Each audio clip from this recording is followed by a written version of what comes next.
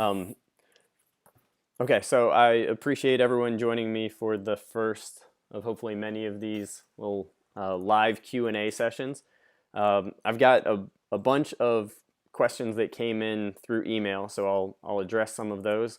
But I'll be checking out the chat the whole time, so please, if something comes up, if I say something you want it clarified or it relates to a question you might have, please type it in. I've had it looks like, as far as a general theme, it looks like the majority of the questions are related to transition. So we'll kind of make that the theme of today's little session. I'm planning for somewhere around 20 minutes or so, but if questions keep coming in, we'll go a little bit longer. And like I said, hopefully this is the first of many. So I'll jump right in. One of the questions that I see popping up is relating to transition of the arms, and there were a couple different questions related to whether it's the direction that you're pulling, whether down versus up, or the timing. There seems to be a movement in golf instruction where creating too much lag late in the downswing is being advocated as a bad thing. So I thought that I'd just kind of discuss that from my perspective. Okay. So in a lot of other sports, sequencing and rhythm are largely used as ways to coordinate how you get certain parts of your body to work together, right? So in golf, the angle of the club, that lag angle, has been, I don't want to say overdone, but it's been used as a reference. So golfers who tend to have more of this look of lag tend to hit it further. But what happened was we would see the look of lag, and golf instructors would tell golf students to essentially try and increase or create more lag. I have a few videos on the site relating to lag that might help clarify and show different perspectives on it.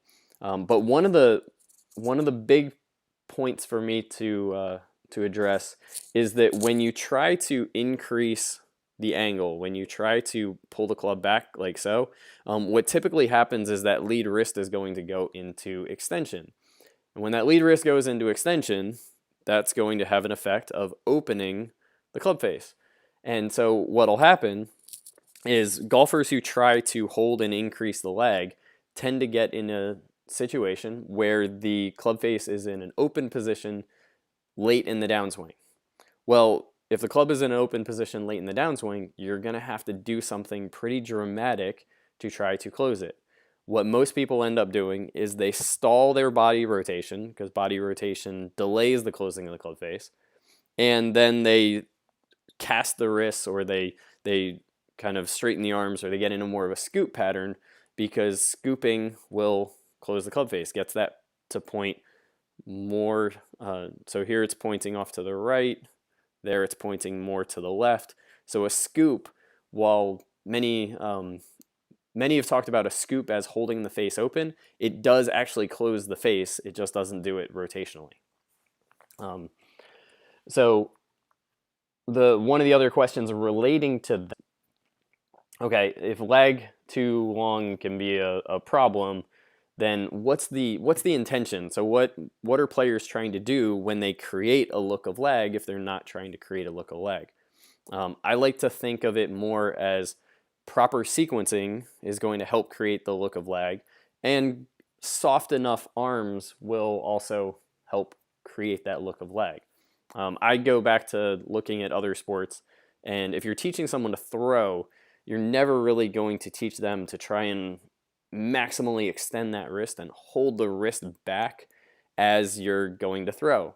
What you would teach is leading with the lower body, following with the shoulder, and then lastly the arm. So sequencing will obviously have a big effect in how well you're able to get that look of lag, not just actively holding the wrist back. holding the wrist back too aggressively will trigger some signals to stop your rib cage to help stabilize the arms so that they can apply more force.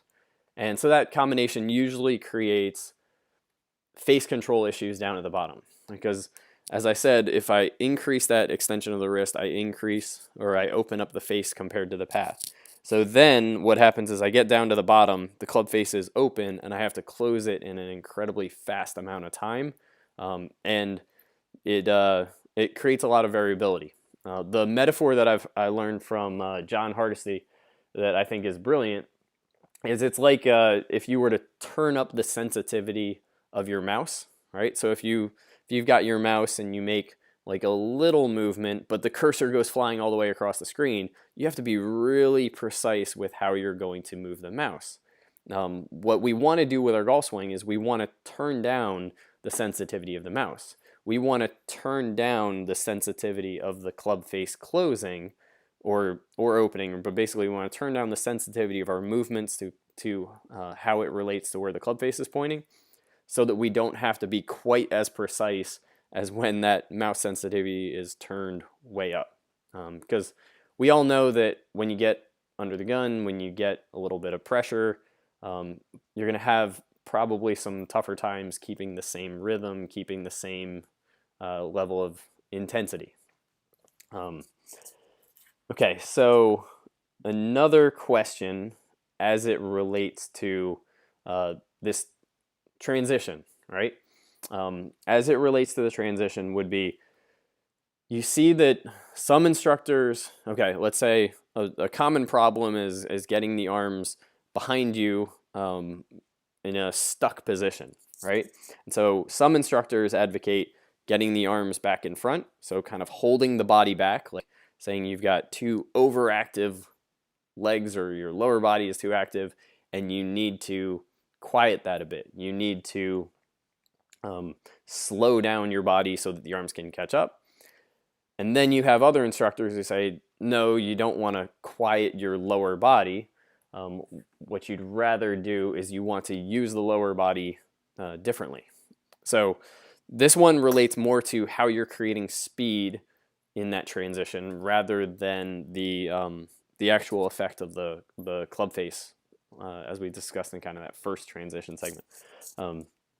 So ideally, you want to be using your body as a whole chain, right? You want to be using your legs with your core, with your rib cage, with your shoulders, with your arms. And if you're, it's not so much that your lower body gets too active. What happens is if your lower body really kind of spins out of the shot, your rib cage gets disconnected from your pelvis. And so what usually happens is then the rib cage gets disconnected and then the arms kind of go on their own. So instead of having a link between the lower body, the pelvis, the rib cage, and the arms, you have like a broken connection system. And so usually those broken connection systems cause contact problems or timing problems down at the bottom of the swing. So the two solutions are the one camp of basically, okay, if you get your arms more in front of your body, that typically requires you to connect your rib cage and your pelvis better. So you're using your abs, you're using your core in order to get those arms more in front. So that helps with the sequencing. And oftentimes, you're not really going to slow down your lower body quite as much as you think. You're just speeding up your upper body to kind of get it to match up a little bit better. The other option would be you take someone whose lower body is getting too active. Oftentimes when it gets too active, it has either too much of a thrust component or it has too much of a slide component. So you teach, instead of actively going that way, to actively stay a little bit more in the box or keep the pelvis away from the golf ball, and to have more of a rotation component. Because again, most of the muscles that are going to rotate the upper body with the lower body are connecting the rib cage to the pelvis. So I'm a big fan, because I know most of you are thinking, well, which one do I try? I'm a big fan of testing. So I like to try both and see which one relates to your specific movement better, right? So if you do the upper body one, let's talk kind of more dangers. So like, why would I not want to do a certain pattern? Some golfers, when they try to get the upper body more in front, lose a lot of their path control, and at like a downswing checkpoint, instead of the club being in line with the hands, it gets outside the hands. Or they're pulling down by using, instead of getting the arms in front by using kind of the shoulders, they'll pull it down using the wrists, and they'll tend to get that lead wrist into a little bit more extension position. So trying to get those arms in front could potentially cause some path issues or some face issues. As far as the getting more turning, a lot of that, I'm a big fan of matching pieces, so matching your steeps and your shallows. And if a slide and an extension, so an overactive lower body, tend to create shallow patterns, then what will happen is sometimes if you take those patterns away, the club will get steep. It'll be a pure path problem. The club will just get a little bit steeper as it enters the release. And so what you have to do is you have to give it a separate shallow or a new movement to balance out the pattern, because we took away some form of shallow. You got to add one back in, or else you're going to be steep. The most common one, which actually gets to one of the other questions, which is, I did a video on shallow position, shallow movements, and there was a question about Fred Couples, like what movements is he doing? So if you keep your body more in the box and you're really kind of powering it with the body, then your arms have to provide some of the shallow, or else you would get steep. And so the two main movements that you'll see on 3D are, or at least on AMM 3D systems, you'll see a pronation of the lead wrist, so it'll rotate this way, about 10, maybe up to 15 degrees. And the tricky one is you'll see a pronation of the trail wrist and an extension of the trail wrist. So you'll actually see the trail wrist go like that, and I know that if I see that pattern, that's a sign that they're shallowing from that trail shoulder. But unfortunately, the shoulders are really tricky to measure, so you have to really coordinate, or you have to interpret the graphs. So when this is going that way, what that usually means is that the shoulder was going more like that, and it's that shoulder external rotation and adduction that kind of helps create the force on the club that gets the club to drop behind. When I see a golfer that I think is too shallow, what usually happens, because I'm answering Jason's question that popped up. So when I see a golfer that is considered too shallow, what's usually happened is that the shallow movements from the body are preventing some of the low point control movements that I would like to see during the release. Basically, usually a golfer who gets too shallow is going to have either too much side bend or too much extension, and both of those are going to prevent the rib cage and thoracic rotation through the shot. And that's one of the other patterns that I tend to see on 3D, which is the upper body moving faster than the arms, faster than the pelvis through the shot for more consistent golfers, where it'll be a little bit slower for golfers who tend to have higher club face variability. And it relates to the arc width graph and the 3D flat spot and getting the bottom of the swing, shallowly out in front of impact. All right, so let me scroll back up and address a couple of these. The long-term drunken monkeys. I have a long-term issue where my arms collapse in transition and both arms bend excessively. Do you have any drills, training aids which help maintain width during that part of the swing?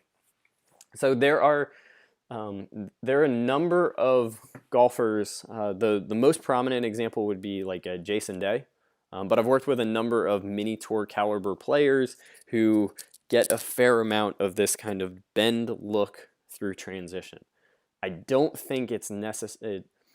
I don't think it's optimal if consistency is your main goal, but it's a big power source. So like guys like Jason Day or the players who I've worked with hit the ball a long way, What can happen is if it does it too much, it's usually accompanied by a little bit more of a kind of scoop style release, which for me is the bigger problem for that pattern. But if you're trying to get the arms to stay a little bit wider, then what you have to do is you have to create more of the hand movement from ribcage rotation or from using your core. So imagine that you're in the gym and you're doing like a horizontal chop.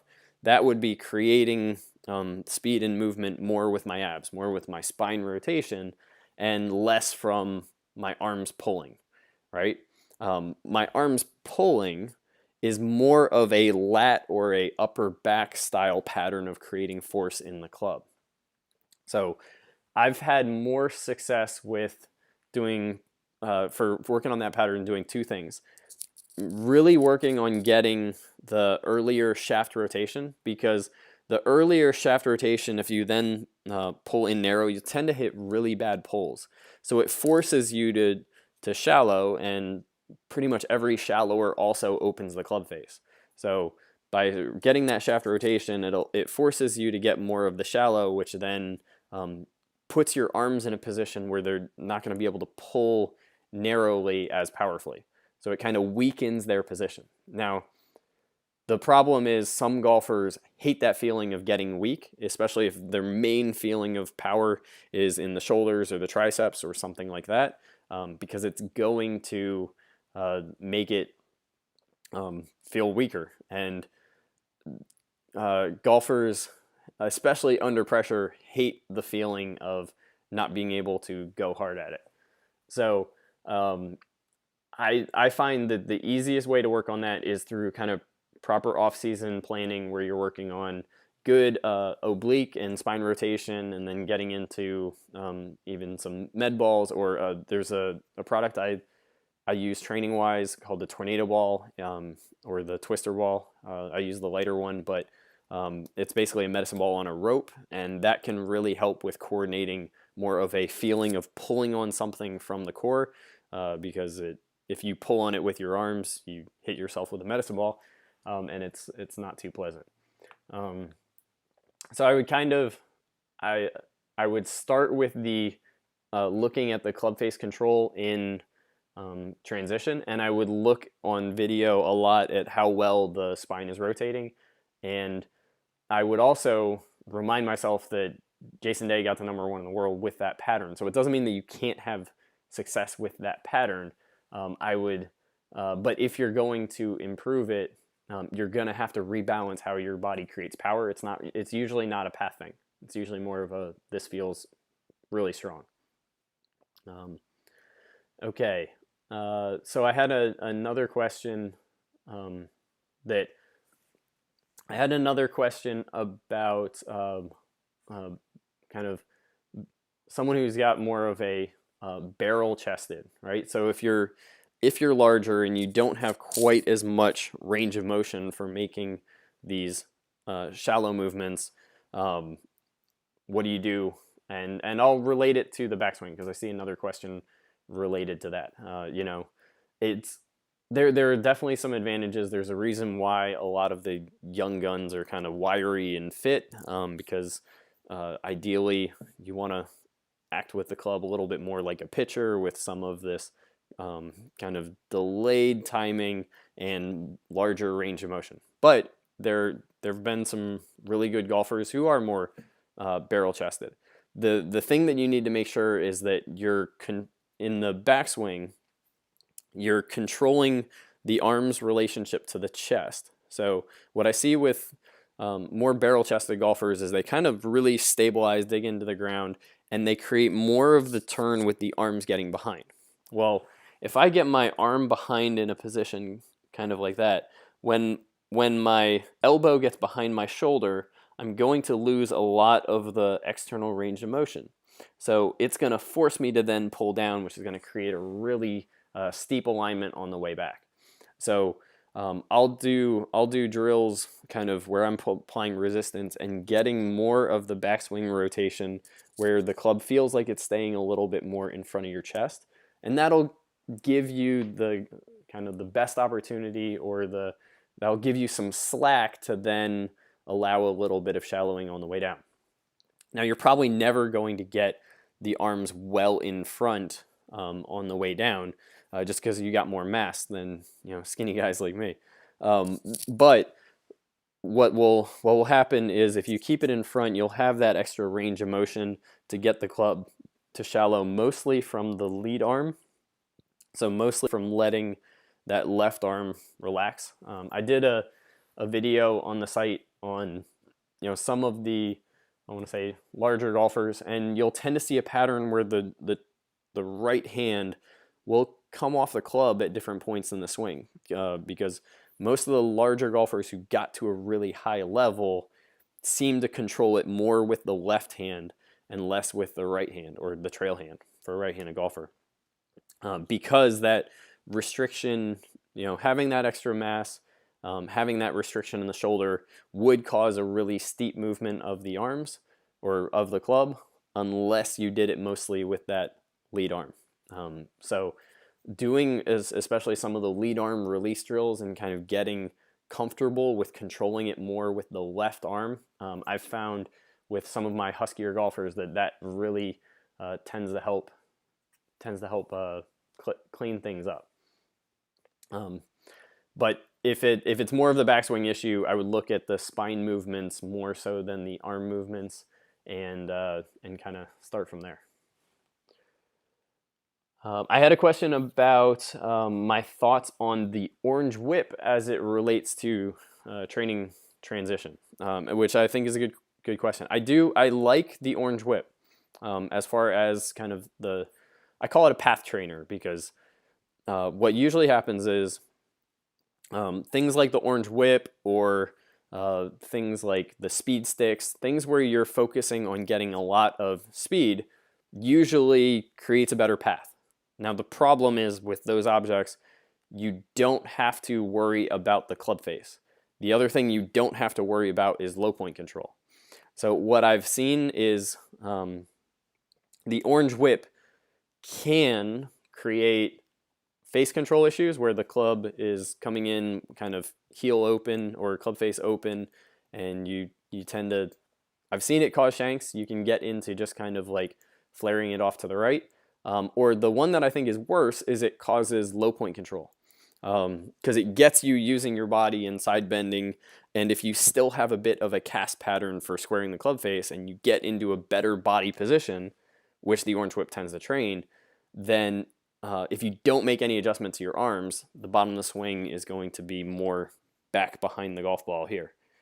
So I like the orange whip for creating speed, but in the short term, I've seen it create some low point issues. So I wouldn't try it, I wouldn't break it out and test it the week before an important event, unless you've already practiced with it a bunch. See a couple. Okay, so would you say that another way, from Jason, would you say that another way of looking at shallowing the club head is either behind the hands or even with the hands throughout the downswing? You can correct me if I'm wrong about when you say even with the hands, but yes. So shallowing for me is the relationship of the club shaft compared to the body horizontally, or it's the amount of width. So that's where some guys shallow it more by getting the club far away from you, and then it's like a circle that's with a wider radius, like it has less change down at the bottom. Others would be getting it more behind the hands, as you're describing, which then it's basically like flattening the lie angle. So now instead of slamming into the ground, it kind of skims the ground that way. Both of those tend to shallow the club. When you get the club more behind, it allows you to use body rotation to then bring it back out in front, and that body rotation typically creates more speed. So at the very least, even if it doesn't create more speed, it allows for the arm extension to happen later, which tends to slow down the club face closure, which tends to produce a little bit more repeatability when you get good at that pattern.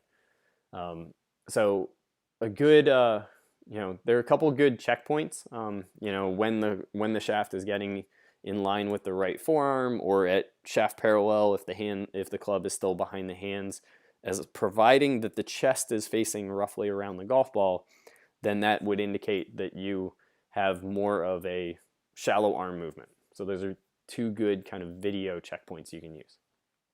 I have a question from Arasu. Classic swings appear to have more leg, drive, and axis tilt at impact. Is it equipment related? Do you have preference for young golfers to model after classic versus modern swings? I definitely think that the equipment has a large role in why we see swings the way that they are now.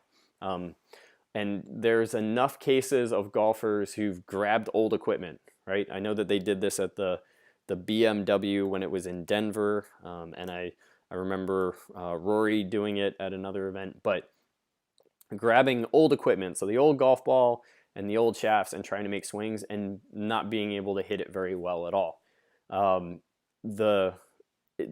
When you had kind of the high spinning golf ball, you really had to launch it low. And so getting that leg drive was one way to help get more shaft lean.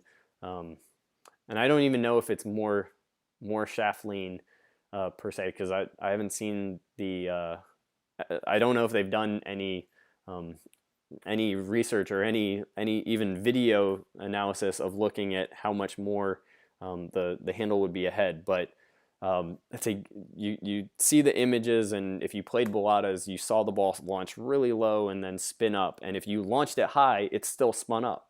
It wasn't until really the Pro V that you could launch it high and get the spin rate really low. So I think that there are some possible benefits for looking at some of the older swings for more of the fluid aspect, kind of more like a softer Phil Mickelson style of creating speed. But there's a reason why most of the top guys right now have more of the modern swing look. I think performance-wise, it's better. I think that, let's see, I think you were asking for young golfers. The thing that really is tough for young golfers is that they have so many tournaments and so much demand as far as playing well at all times throughout the year that they almost get locked into their swing too soon, because most of them, it's really hard to have solid sequencing until your abs really develop. And most kids develop, the legs grow first, so they get really powerful with their legs, then the arms tend to grow second, and then the spine tends to grow third. And so during that phase where the legs are more powerful and the spine is still weak, they tend to get into typically some of that kind of overuse of the lower body. And then when the upper body catches up and comes back in, it can be challenging for some to kind of go through the growing pains of learning to rebalance and get the core a little bit more involved. So I think that's a bigger issue as it relates to kids, because they're not necessarily using the older equipment, right? They're not really going to be, they're not going to have the same incentives to have that low launch because they won't have the high spin with the current golf ball. Okay, what's the importance of pelvic tilt spine alignment? From Rob. What's the importance of pelvic tilt spine alignment and address? Is there a range you like to see? Can hip hinging in the downswing be more advantageous than doing it more at address? Good question. So this is where I'm probably going to do some stuff related to this, but a lot of those numbers that you'll see on 3D, most of you know that I've got a pretty strong 3D background. I've been using AMM systems since 2004. I think that 3D is great for getting the big global pictures of what your pattern is. So are you more of a lunger than a caster? Or are you more of a caster than a lunger? Because on video it looks like you do both. 3D is great for answering those questions. For getting into some of the specific details, like what you're asking about with pelvic alignment, spine alignment, it's 3D is not detailed enough, because if you think about it, like the pelvis sensor is really addressing the hip, the SI joints, the lower back. So there's probably like 10, 15 joints that are all related to the pelvic sensor, right? So you can't just say that, hey, this golfer is 5 degrees open with his upper body, 0 degrees with his pelvis. That's the right alignment, because there's lots of different combinations that could create that specific alignment. So I like to go off of, I actually will, if I have a golfer who is highly focused on their address and trying to really narrow in where they feel the most balanced or where they should be aligned, and I'm seeing some weird stuff going on with the spine tilt or the legs, I'll usually do some of my tests to look in and see what's happening at the pelvis, what's happening at the SI joint, because it's very common for golfers to have slightly off or having some torsion in the pelvis, and then what you'll see is they'll use their legs and their feet to get that pelvis back in normal position.